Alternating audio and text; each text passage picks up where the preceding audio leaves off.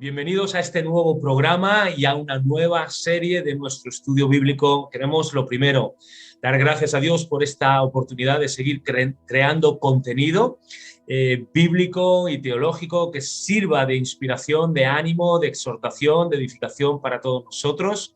Y hoy, decía, comenzamos una nueva serie que tiene que ver con ciertas palabras griegas que aparecen en la Biblia. Vamos a ver su contexto etimológico, lingüístico, también su contexto del uso y la costumbre en la época en la que se utilizaba. Veremos las veces, las ocasiones y situaciones, versículos, pasajes en las que aparece también en la Escritura, y siempre aprovecharemos para poner una aplicación muy personal para nuestro caminar con Cristo, para nuestra vida cristiana. El día de hoy tenemos el privilegio de arrancar esta nueva serie con Manuel. Así que, Manuel, queremos aprovechar de lo primero para saludarte y darte de nuevo, bueno, esta es tu casa, así que de bienvenida nada, porque ya está obviamente, y este espacio, bueno, pues es tan tuyo como mío, como el de todos. ¿Qué tal, Manuel? ¿Cómo estás?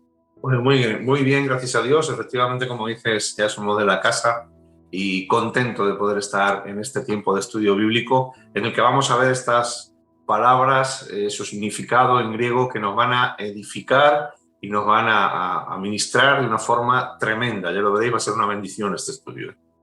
Pues, y vamos a comenzar con la palabra de Dios. Y aquí hago un juego de palabras. La palabra que define a Dios, o la palabra que por encima de muchas otras define a Dios, y es la palabra amor. Dios es amor y Dios se define y se identifica a sí mismo con esta virtud. Así que lo primero que tenemos que hacer es ver cuál es esa palabra en griego. En castellano tenemos una sola palabra, un solo término para definir esto, es amor, pero la verdad es que el griego es tan rico. Ahora Manuel profundizará y nos dará más detalles en todo esto, pero es tan rico que el griego utiliza no una, sino varias palabras para definir amor. Así que, Manuel, primero que te voy a pedir, ¿qué palabras encontramos en griego para definir o que se utilizan para expresar el término amor que nosotros utilizamos? Y bueno, pues a ver qué contexto y cuál es la diferencia de una a otra. Así que, ¿qué es lo que nos puedes decir a modo introductorio sobre todo esto para poner las bases? Muy bien, pues como tú dices, a modo así introductorio, sí, bueno, aclara que ágape significa amor y su verbo, que es agapán, significa amar. Esto es algo que tenemos que tener en cuenta para todo el desarrollo que va a venir a continuación de esta palabra. Sabemos que el amor es la más grande de las virtudes. De hecho, el amor es la virtud característica de la fe cristiana. Por tanto, haremos bien en procurar descubrir todo el contenido de estas dos palabras griegas, ágape y agapán, cuyas características distintivas podremos conocer si las comparamos con otras palabras griegas que también significan amor, porque como tú decías, hay varias palabras en griego que significan amor y tenemos que diferenciarlas, porque no todas tienen el mismo enfoque. Entonces, la primera palabra con la que vamos a comparar, la palabra ágape, que significa amor, es con la palabra eros, que también significa amor, pero en otro plano o sentido. Eros, que es un sustantivo, y su verbo eran, se usan principalmente para denotar el amor entre sexos. Aunque también puede utilizarse para expresar la pasión de la ambición o la intensidad de un sentimiento patriótico, característicamente son palabras que se emplean con relación al amor físico. Gregorio Nacianceno, que era padre de la Iglesia griega, escritor, teólogo y poeta. Padre Capadocio, por cierto. Sí, definió la palabra eros como el deseo ardiente e insufrible. Fíjate, ¿no? Cómo está relacionado con la sexualidad esta palabra. Claro. Tenemos que darnos cuenta de que estas palabras están predominantemente relacionadas con el sentimiento sexual. Es claro, por su significado y uso común, que el cristianismo difícilmente podría haberse anexado a estas palabras, claro, por lo que no aparecen en absoluto en el Nuevo Testamento. Es decir, la palabra eros no se utiliza para describir este amor cristiano porque no tiene nada que ver, su connotación es completamente diferente. Claro. Una palabra con la que compararemos la palabra ágape, amor, se da con la palabra estorge y su verbo estergen, ¿vale? Sí. Estas palabras tienen que ver especialmente con el amor o los afectos familiares. Está más enfocado por el amor o los afectos familiares. Pueden también utilizarse para expresar la clase de amor que siente un pueblo por su gobernante o una nación o familia por su Dios tutelar. Pero su uso regular describe fundamentalmente el amor de padres a hijos y viceversa. Es decir, es una palabra que está enfocada en esos afectos familiares, como decíamos anteriormente. Platón, por ejemplo, escribió en su libro Leyes lo siguiente utilizando esta palabra, ¿no? Estorge o estergein, que es el verbo. Un niño ama, usando la palabra estergein, y es amado por aquellos que lo engendraron. Entonces vemos aquí cómo esta palabra estergein es utilizada dentro del contexto de esos afectos familiares. ¿Vale? Incluso Platón la utilizaba. Una palabra afín se encuentra a menudo en los testamentos. Se deja un legado a un miembro de la familia y se describe una frase, ¿no? para decirlo, que es kata philostorgian, es decir, por el amor que te tengo. Es también una derivación de esa palabra que está, pues como decimos, muy unida a los afectos familiares. Entonces, estas palabras tampoco se encuentran en el Nuevo Testamento para describir el amor de Dios, para describir el amor cristiano, el amor que debe haber entre los cristianos. Tampoco se encuentra en el Nuevo Testamento, excepto el adjetivo afín, que es filostorgos. Que aparece una vez en Romanos capítulo 12, versículo 10, el gran capítulo que Pablo dedica a la ética, y que la versión Reina Valera de 1908 traduce como amor fraternal. Sí. Ahora, esto es muy sugestivo porque denota que la comunidad cristiana no es una sociedad, sino una familia. Así es como debemos vernos nosotros, como la sociedad cristiana, ¿no? La iglesia, como una familia. Es decir, el hecho de que Pablo use el adjetivo filostorgos, que como he dicho es un sustantivo a fin del verbo estergein, y que se utiliza para denotar el amor familiar o entre familiares, este uso que Pablo hace de esta palabra en Romanos 12:10 denota que los creyentes mantenemos o debemos mantener un trato, un afecto familiar entre nosotros. Muy bien. Estas son las dos primeras palabras con las que podemos comparar esta palabra ágape para poder entender mejor. Entonces, recapitulando, ya en griego, la palabra amor, ya tenemos dos términos que implican dos conceptos diferentes. La primera es ágape, que va a ser esa virtud principal del Evangelio y también de Dios, cuanto que Dios es amor y ágape es amor, y vamos a profundizar mucho en ello. Y nos has hablado de eros como ese amor mucho más sensual, de los sentidos, de ahí sale la palabra erótico, que nada tiene que ver con ese amor en cuanto a el amor bíblico, el amor correcto, el amor de Dios hacia nosotros. Y luego nos has hablado de un segundo término que es muy desconocido, ¿no? Para muchos, astorgos, filastorgos o estergein, que es ese amor en ámbitos familiares. Sí que tenemos, por un lado, los sentidos, la parte sexual, la parte familiar. ¿Hay algún otro más, Manuel? ¿Tenemos más campos en los que existan términos en griego para expresar el término amor? Bueno, pues tenemos dos palabras más que podemos ver y que podemos comparar con esta palabra ágape que utilizamos los creyentes y que utiliza la Biblia, que es la más utilizada en la Biblia, como vamos a ver ahora, para describir el amor de Dios. La primera de estas dos, que sería la tercera palabra que veríamos, sería el sustantivo filia y su verbo philein. Y ambas tienen un entorno de calidez atractivo, es decir, son palabras que conllevan calidez en su contexto cuando se pronuncian, ¿no? Cuando se dicen, cuando se usan. Estas palabras encierran la idea de mirar a uno con afectuoso reconocimiento. Pueden usarse respecto del amor entre amigos y también del amor entre esposos. La mejor traducción de philein es apreciar. Esa es la mejor traducción. La cual, incluyendo el amor físico, abarca mucho más. Algunas veces puede significar incluso besar. Estas Fíjate. palabras tienen en sí toda la calidez y atractivo del auténtico afecto y del auténtico amor. En el Nuevo Testamento, Philein se utiliza también para expresar el amor entre padres e hijos, como podemos ver en Mateo 10:37. Allí se utiliza Ok, esta palabra, Philein. O fíjate. el amor de Jesús a Lázaro, en Juan 11, capítulo 3 y versículo 36 también. Allí también Jesús Sí, utiliza esta palabra. ok. Bueno, la traducción del griego del Nuevo Testamento. Y también una vez para describir el amor de Jesús al discípulo amado, que lo podemos ver en Juan capítulo 20, versículo 2. Interesante. Filia y filiain son palabras hermosas para Ujú. describir una relación hermosa. Pero tampoco, como vamos a ver ahora, tampoco abarca ese contexto que la palabra ágape tiene.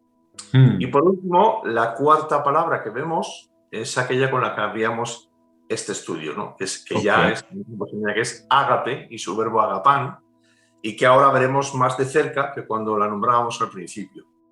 Y estas dos, ágape y agapán, son con mucho las palabras más comunes en el Nuevo Testamento para describir la palabra amor. Por Mm. ejemplo, en el libro de Sabiduría, que es un libro atribuido a Salomón y considerado apócrifo, se Sí. usa para describir el amor de Dios. Lo encontramos en su capítulo 3 y versículo 9, y también se usan estas palabras para describir el amor a la sabiduría. Lo encontramos en el capítulo 6 y 18 de ese libro de Sabiduría apócrifo del que estamos hablando. Estos escritos, que aunque apócrifos, pues tienen un indudable valor gramatical e histórico y nos muestran de forma clara el uso dado a la palabra ágape en el Claro. idioma griego. Así que esto es a tener en consideración a la hora de ver estas Claro. palabras. Manuel, pero me queda una duda, a ver si me la puedes solventar. Uh-huh. Hemos dicho la palabra que define a Dios. Dios mismo se identifica con la palabra ágape. Ajá. Pero, y nos vamos a centrar en ella, pero has comentado ciertos versículos, pasajes como el amor que Jesús le tenía a los discípulos o en el contexto de la muerte de Lázaro y demás, y que en lugar de utilizarse la palabra ágape, se utilizaba la palabra filia, ¿no? De fileo, de amor. Entonces, ¿es correcto al 100% o es correcto, es lícito decir que solamente el amor de Dios o ese amor, eh, digamos, sí, que principalmente pertenece a Dios, el término es ágape el que se tiene que utilizar o podríamos, o son intercambiables? ¿Cómo está este asunto? No, bueno, vamos a ver. Efectivamente, como dices, la palabra filein es utilizada en Mm. los versículos a los que hemos hecho referencia. Pero fíjate, filein se encuentra en el Nuevo Testamento relativamente poco en comparación con ágape, que aparece casi Mm. 120 veces, Ok. y en comparación con agapán, que se emplea más de 130 veces. Entonces podemos, por el uso que hace el Nuevo Testamento de estas palabras, ágape y agapán, y filein, podemos determinar que la palabra que realmente denota a Dios y que denota ese amor de Dios es la palabra ágape y agapán, aunque se usa de forma relativamente poco, como hemos dicho, esa palabra de filein en momentos determinados, mayormente por el contexto en el que se está diciendo, en el que se está usando. Claro, entonces, Manuel, lo que vemos es que Dios decide eh, no adherirse a un vocabulario y a ciertos términos que ya existían. Hemos visto eros, la connotación erótica, astorgos o Sterheim, la connotación familiar, ahora filia, que queda demasiado genérico, demasiado humano, ¿no? Se puede amar a un perro, se puede amar un objeto.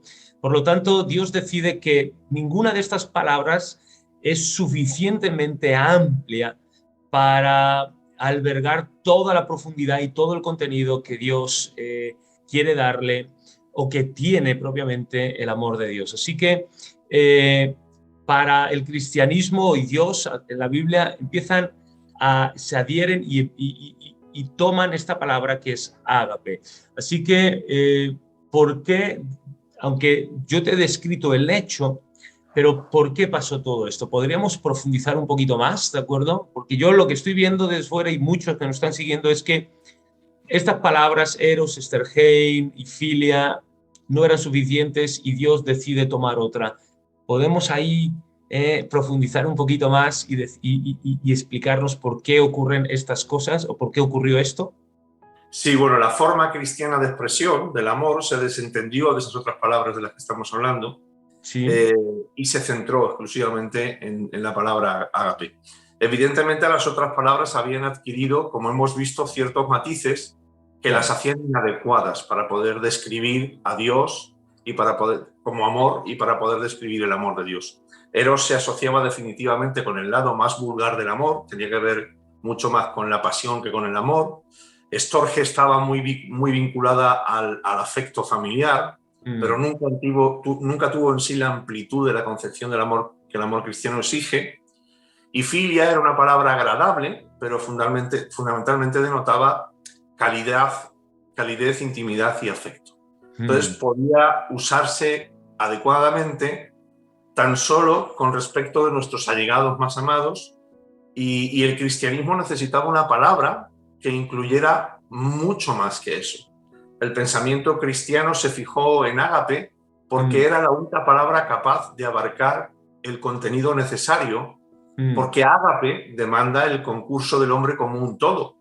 Es decir, el amor cristiano no alcanza únicamente a nuestros parientes, a nuestros amigos íntimos y en general a todos los que nos aman. El amor cristiano se extiende mucho más, de hecho se extiende al prójimo, se Mm, extiende a nuestros amigos y también se extiende a nuestros enemigos y a todo el así mundo es. entero.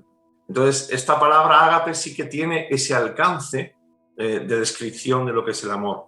Por otra parte, todas las palabras ordinarias que significan amor expresan una emoción. Si te das cuenta, todas Claro. ellas, excepto ágape, expresan una emoción. Son palabras que se refieren al corazón y que ponen de manifiesto una experiencia que nos coge de improviso sin buscarla casi inevitablemente, ¿no? No Ujú. podemos impedir amar a nuestros parientes y a nuestros amigos. Todos hemos escuchado el dicho ese de la sangre tira, ¿verdad? Todos Sí, lo hemos escuchado, incluso lo hemos dicho muchas veces. Pero ágape implica mucho más. a ver. Ágape tiene que ver con la mente. No es una mera emoción que se desata espontáneamente en nuestros corazones, sino un principio por el cual vivimos deliberadamente. Ok. Ágape se relaciona íntimamente con la voluntad. Wow, Ágape es una conquista, es una victoria, es una proeza. wow. Eh, Nadie amó jamás a sus enemigos, pero al llegar a hacerlo, esto es una auténtica conquista de todas nuestras Wow. inclinaciones naturales y de todas nuestras emociones. Esta palabra ágape, este amor cristiano que describe la palabra ágape, no es una simple experiencia emocional que nos venga espontáneamente, sino que es un principio deliberado de la mente, Wow. una Wow. conquista deliberada de la mente, es una proeza de la voluntad, es la facultad de amar lo que no es amable, fíjate, ¿eh? De amar a la gente que no nos gusta. Eso describe ágape, eso es ágape. Mm. Esto es lo que denota esa palabra ágape, y por ello fue elegida por los creyentes para su uso, apartando las otras palabras, porque no llegaban a tener este alcance, esta profundidad, esta extensión que tiene esta palabra ágape, y que denota, en primer lugar, a Dios, porque como tú decías, Ujú. Dios es amor, y así es Dios, alcanza incluso a sus enemigos, a las personas, como tú decías este domingo, los que son difíciles de amar, los que son fáciles de amar, eh, perdón. Es decir, el alcance, la profundidad, la extensión de esta Mm. palabra describe Wow. perfectamente a Dios, mientras que las otras solamente se centran en emociones humanas. Me venía a la mente cuando estabas diciendo, profundizando en que ágape depende de la decisión, de la voluntad, en este caso de Dios. Me venían esos versículos de Efesios capítulo 1 de cuando Dios expresa que Él nos amó por el puro afecto de su voluntad. Amén. Y es increíble porque esto hace que el amor de Dios no esté condicionado a nada ni a nadie. El amor eros está condicionado, perdón, a la sexualidad, ¿no? A los sentidos, a lo sensual. El amor estorge está vinculado a los lazos familiares, filia, pues a los objetos en sí, ¿no? Si son buenos o son malos. Pero el amor ágape está solamente condicionado a la voluntad de Dios y Él ha decidido amarnos y no depende de nosotros, no depende de las circunstancias, no depende de ninguna emoción, depende de Él y de la decisión. Él ha tomado de amarnos incondicionalmente. Es tremendo, Manuel, es tremendo, de verdad. Podemos gozarnos y alegrarnos sumamente, y vemos que ahora este amor de Dios, que es el que nosotros recibimos, pues es la base de todas las relaciones del cristiano, ¿no? Esas relaciones justas, santas, perfectas, ¿no? Así que si Dios nos ama con este amor ágape, y es el amor que nosotros hemos recibido, ¿qué nos puedes decir en cuanto a cómo deben ser las relaciones o cómo este tipo de amor regula las relaciones que existen tanto en el cielo como en la tierra? Y ahora nos explicas cielo en cuanto a Dios y la tierra en cuanto a los hombres, ¿no? Y la interacción que existe muchas veces entre el cielo y la tierra, ¿no? Entre Dios y los hombres, esa relación que existe también, ¿no? Bueno, cuando estudiamos el Nuevo Testamento, encontramos que el amor es la base de toda relación perfecta y justa, concebible, como tú dices, en los cielos y en la tierra. Entonces, si te parece, vamos a ver así a grosso modo 7 puntos en los cuales vamos a poder ver de una forma muy práctica cómo el amor es esa base de esa relación perfecta y justa concebible en los cielos y en la tierra. El primer punto sería que el amor es la base de la relación entre el Padre y el Hijo, entre Dios y Jesús. Entonces, Jesús puede hablar de, entre comillas, el amor con que me has amado, que describe en Juan 17:26. Él es el Hijo amado, que se encuentra descrito en Colosenses 1:13, en Juan 3:35, Juan 10:17 y algunos versículos más. Segundo punto, el amor es la base de la relación entre el Hijo y el Padre. El propósito de toda la vida de Jesús fue que el mundo conozca que amo al Padre, como está en Juan 14:31.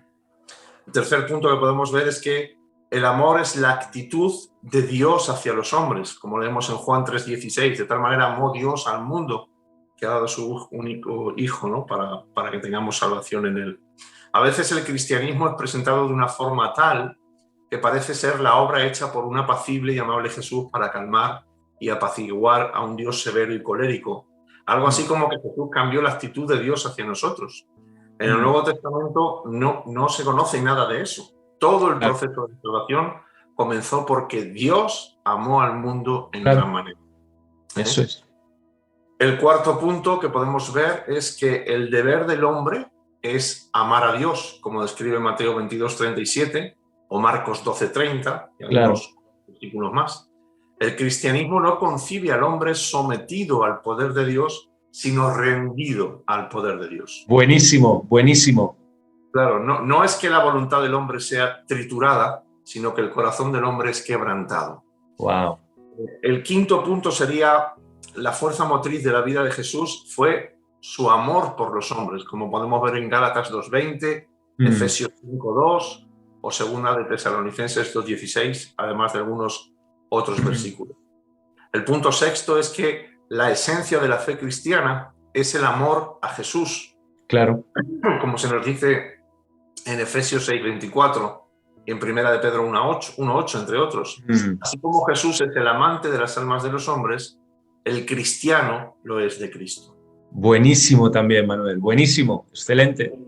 Y el séptimo y último punto en este aspecto es que lo distintivo de la vida cristiana es el amor de los cristianos entre sí, como se lee en Juan 34. Cristianos son aquellos que aman a Jesús y que se aman entre sí. Excelente, excelente, excelente. Estos 7 puntos que, gracias a Dios, que se quedan aquí grabados. Oye, porque estos hay que darle para atrás y volverlos a escuchar. Buenísimo, Manuel. Sigue adelante porque nos bendice y nos edifica muchísimo. Bueno, en cuanto al amor como la base de toda relación justa, concebible en los cielos y la tierra también, vamos a ver también algunos otros puntos que son muy prácticos y muy muy reveladores. Se me ha puesto una cosita ahí en la garganta, así que disculpar por la tos. Entonces, el primer punto. Amor es la misma naturaleza de Dios. Dios es amor, como leemos en Juan 4:7 y en 2 Corintios 13:11. Segundo punto. El amor de Dios es universal. No fue solo al pueblo escogido que Dios amó. sino Claro. al mundo entero y además en gran manera, como leemos en Juan 3:16. Si solo hubiese amado a los escogidos, su amor no sería justo ni tampoco sería perfecto. No podría ser descrito por esa palabra ágape, que ya hemos visto el alcance, la profundidad, la extensión que tiene. Tercer punto. La garantía del amor de Jesús es que se dio por nosotros. No hay mayor garantía que esta, ¿no? Claro. De que Él se dio por nosotros, como leemos en Gálatas 2:20, Efesios 5:2 y Apocalipsis 1:5. Y esa es la garantía del amor de Jesús.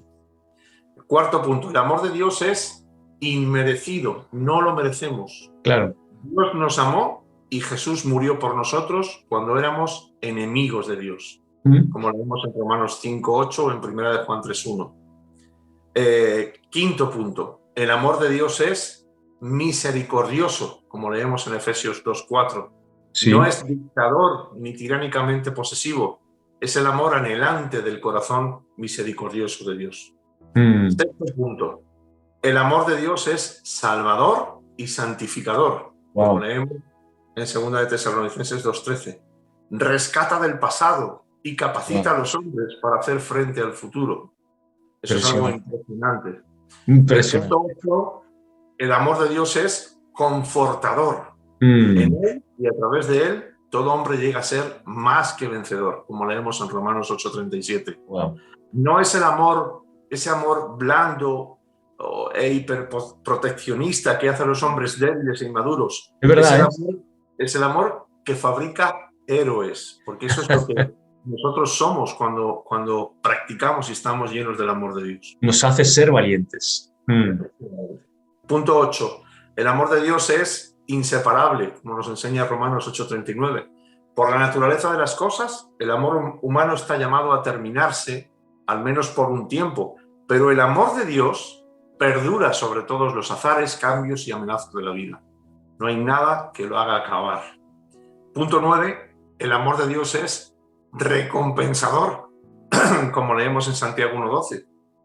En esta vida es algo precioso y sus promesas para la vida venidera son todavía más grandes.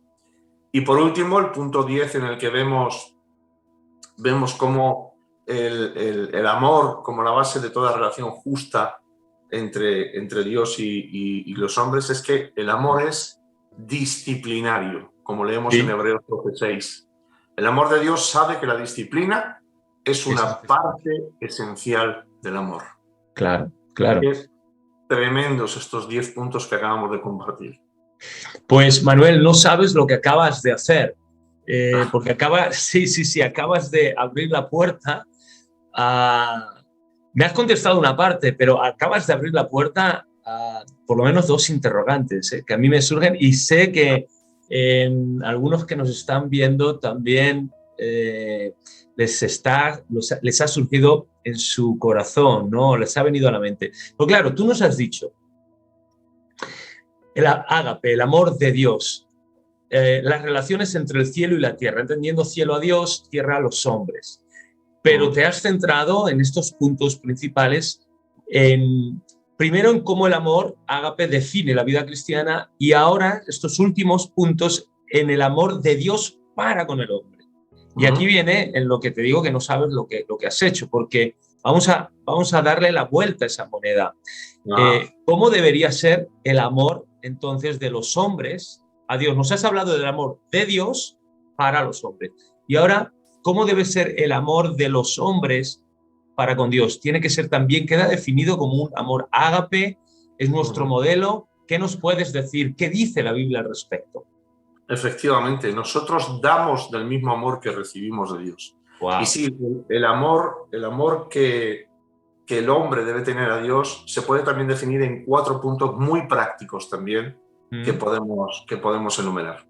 Primero, el amor de Dios hacia el hombre debe ser un amor exclusivo, como leemos en Mateo 6:24 y en Lucas 16:13, porque solamente hay lugar para una lealtad en la vida cristiana. Buenísimo, esto es increíble, muy bueno, Manuel.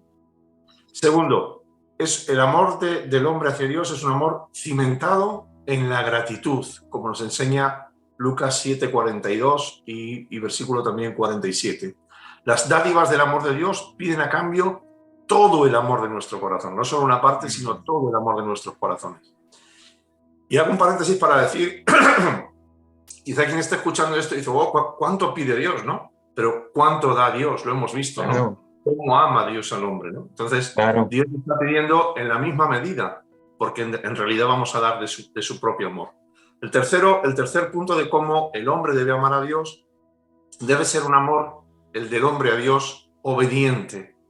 Repetidamente, el Nuevo Testamento determina que la única forma de probar que amamos a Dios es obedeciéndole incondicionalmente. Lo leemos en Juan 14:15, en Juan 14:21, Juan 14:23.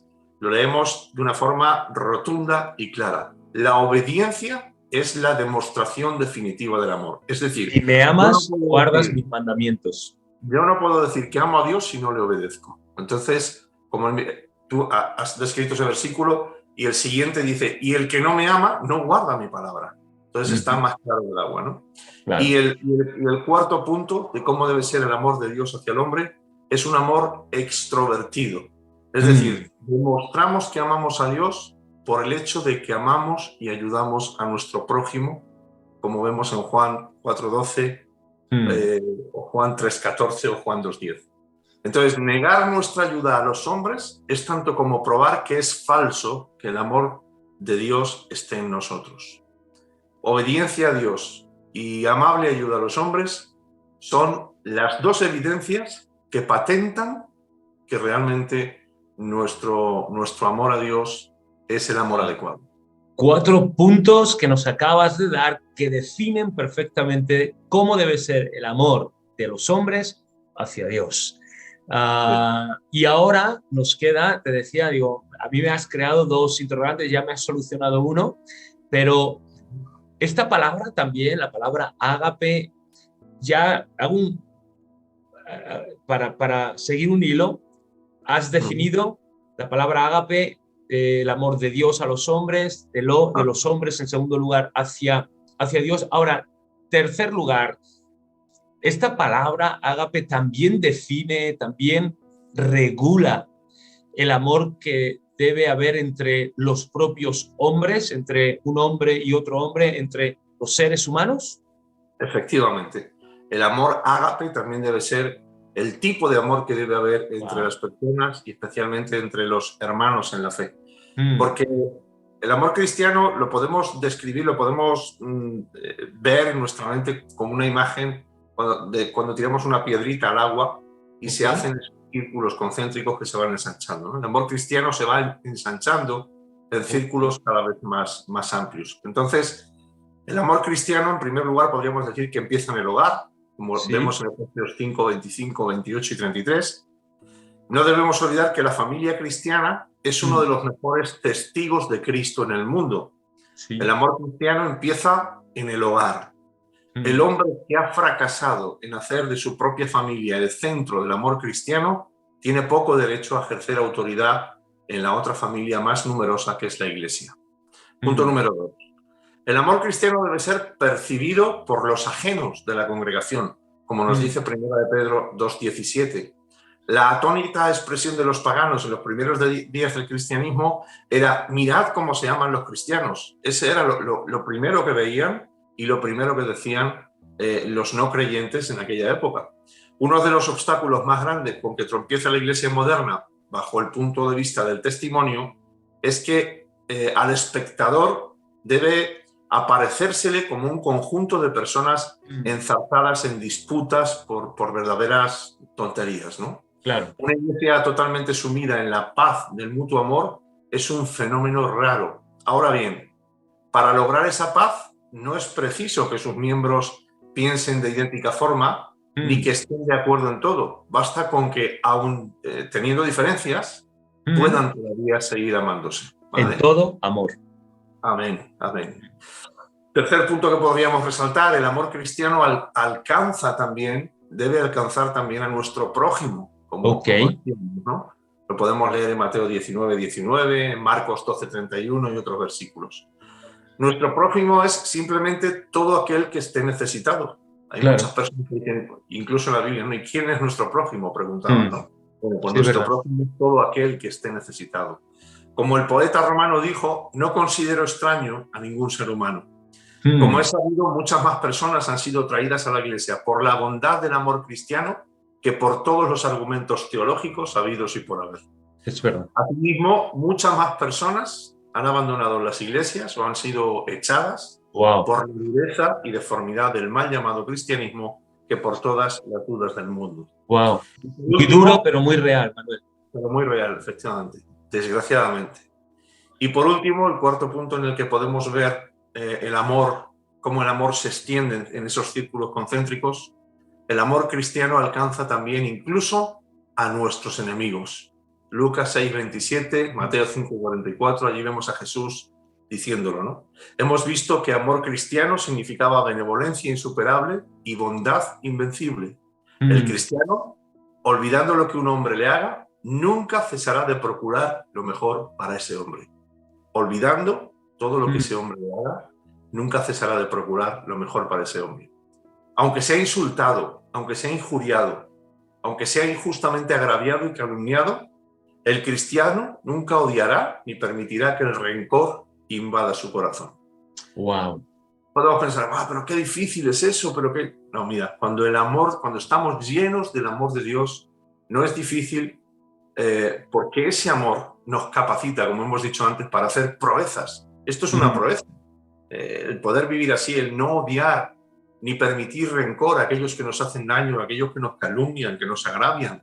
Eso es una proeza del amor mm, ágape en nosotros. Cuando Lincoln fue acusado de tratar a sus enemigos con demasiada cortesía y bondad, ok. y cuando se le dijo que su deber era destruirlos, él le dijo, ¿acaso no destruyo a mis enemigos haciéndolos mis amigos? Obviamente. Wow. Así que Wow. el único método del cristiano para destruir a sus enemigos es amarlos como si fueran amigos. Wow. Y esa Wow. es la capacidad, esa es la proeza del amor ágape. Wow, 4 puntos más, apartados o aspectos más que nos has dado, Manuel, de cómo este amor ágape con el que se identifica Dios debe regular las relaciones entre los seres humanos, especialmente las relaciones que nosotros como hijos de Dios tenemos con esos círculos concéntricos que nos decías, comenzando en la familia, la iglesia, los necesitados, incluso los enemigos. Manuel, estamos terminando ya nuestro estudio, pero antes de terminar, decíamos que amor, la palabra ágape es la palabra que define a Dios, la palabra que Dios mismo usa para identificarse con ella. Tampoco tenemos en la Biblia, más allá de eso, tampoco tenemos una definición de qué es el amor. Primera Corintios 13 sí que tenemos una definición, pero es una definición descriptiva, es decir, describe lo que el amor hace, describe lo que el amor, las actitudes, lo que es, lo que no es, lo que hace, lo que no hace, lo que tiene, lo que no tiene. Es una definición descriptiva. Y esto nos va a servir mucho para describir a la luz de esta palabra ágape cuál debe ser nuestro comportamiento como cristianos. Es decir, cuáles son las características que deben describir y estar presentes en el amor cristiano o el amor en el que caminamos, ¿no? Los creyentes, los hijos de Dios. ¿Nos podrías dar algunas pautas? Sí, bueno, pues hablar sobre las características específicas, prácticas del amor cristiano. En primer lugar, podríamos decir que el amor cristiano es un amor sincero. No tiene un doble fondo, no es egoísta. El amor ágape no es egoísta. No es el agrado superficial que oculta el rencor, ¿no? De una forma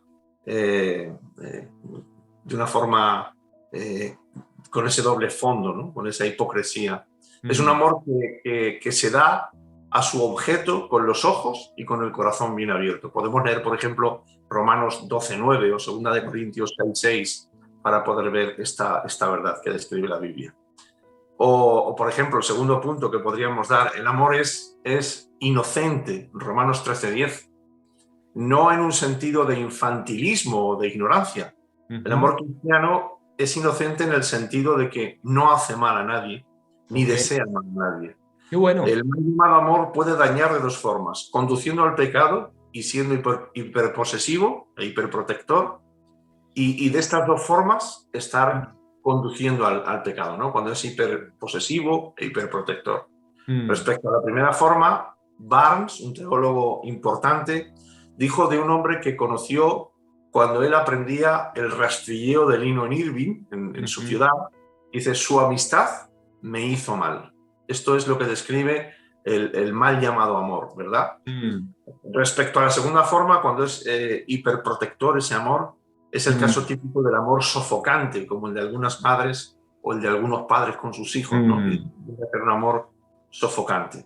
Sin embargo, el amor de Dios, como decimos, es un amor que no hace el mal, no procura el mal a nadie.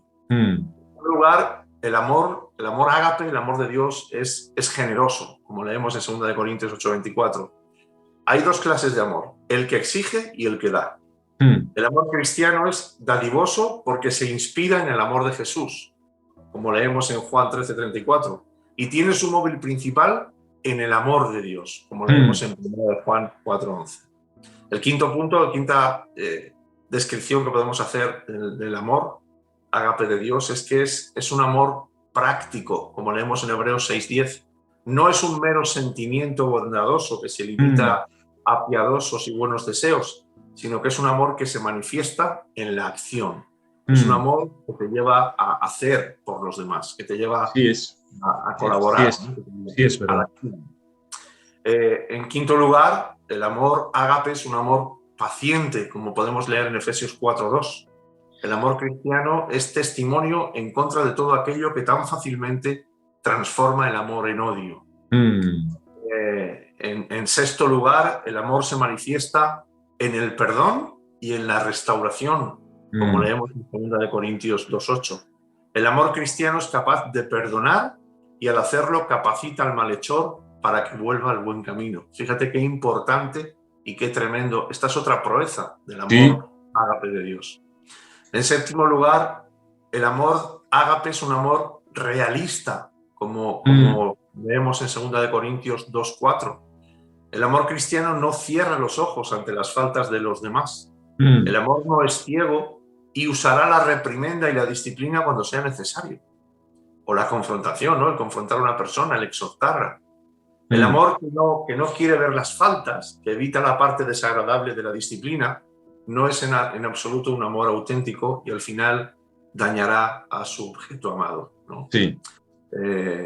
Este amor lo vemos mucho y es a veces controversial y mal entendido entre el pastor y oveja, ¿verdad?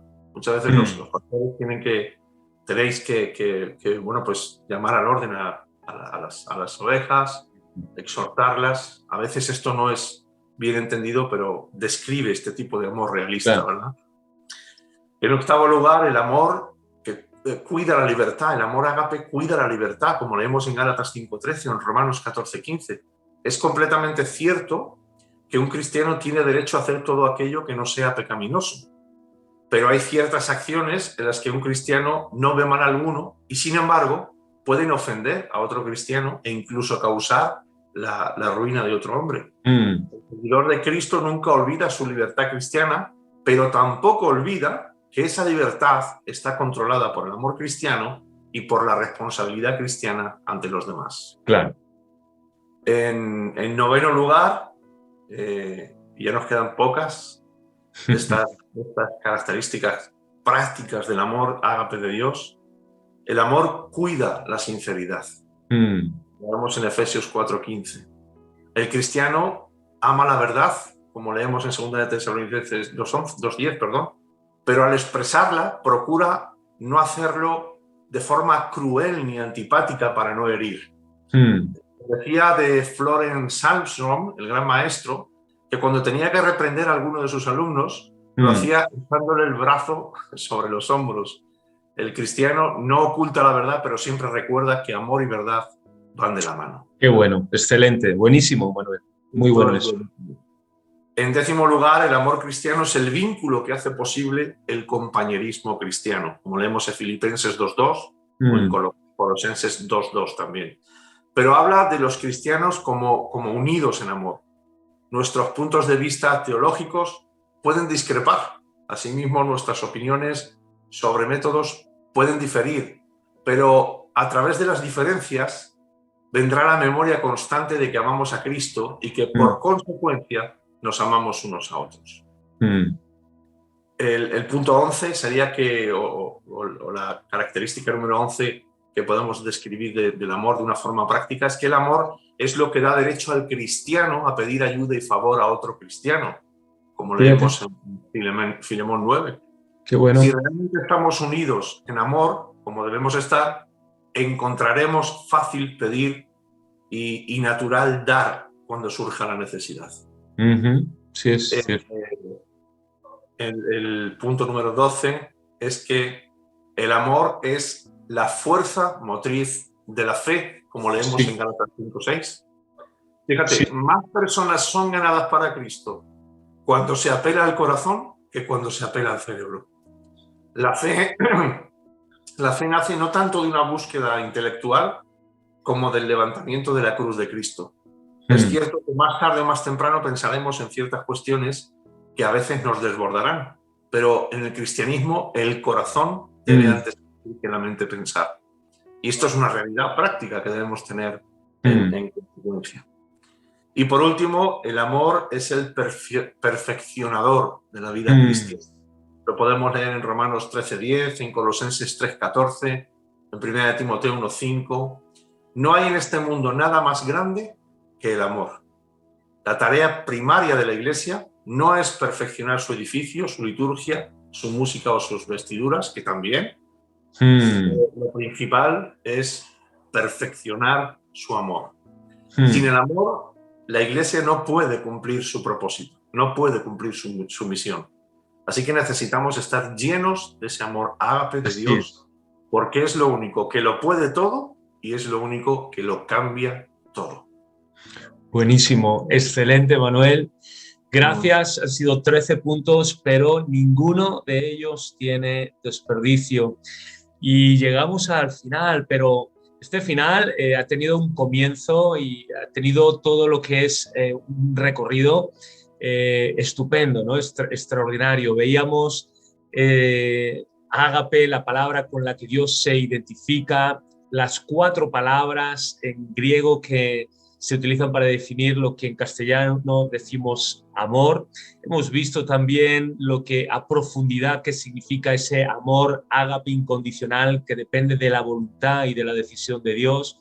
Hemos visto también cómo ese amor de Dios ágape para con los hombres, de los hombres, que también regula el amor de los hombres para con Dios, cómo debe regular también las relaciones entre los seres humanos y por último nos has dado también una descripción, Manuel, buenísima de cómo debe ser nuestra vida cristiana, motivada, impulsada, regulada, vivida a través de este amor ágape. Manuel, muchísimas gracias por tu tiempo. Gracias por la preparación. Gracias por este espacio y a todos los que nos estáis siguiendo, por favor, como siempre, dejar vuestros comentarios. Si no le has dado, no te has suscrito al canal, hazlo, eso nos ayuda. Compártelo con aquellas personas que entiendas que le va a bendecir este contenido. Y habiendo dicho esto, nos emplazamos pues para la semana que viene. Manuel, nos despedimos, ¿verdad? Sí. Y que el Señor os bendiga muchísimo, Iglesia, y a todos los que nos estáis siguiendo. Y nos vemos la semana que viene. Seguimos unidos y conectados. Que Dios os bendiga. Bye. Ósculo santo para todos.